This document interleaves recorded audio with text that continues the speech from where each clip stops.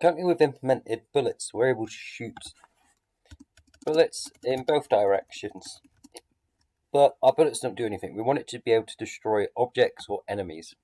So I've got this block here called moving, which was one of our moving platforms that I'm just repurposing. And if I just check the behaviors, it shouldn't have any on there. So just an empty block. What I'm also going to do is I'm just going to copy and paste this a couple of times. So we've got some more things to shoot at. So we'll do that in both directions. We're just going to have some blocks to shoot at. So what I want to be able to do is to be able to break these blocks when a bullet hits them. So we go back to our event sheet and we're going to add a very short event. So we're going to say that if bullet is overlapping another object and that object is moving, then what do we want to do? Well, we want to get rid of the moving object, so we want to destroy it. So we can go down to destroy, but we also want to destroy our bullet, because if a bullet hits something, the bullet's going to be destroyed as well. So it's going to destroy that particular bullet. So let's play it, let's find out. So this runs, and that deletes it.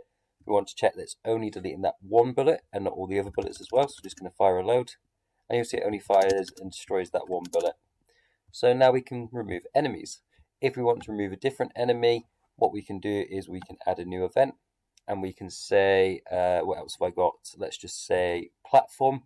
So destroy the platform below us. So is overlapping another object bullet. And we're going to combine this with number 7. And we just want to change this to be an OR block,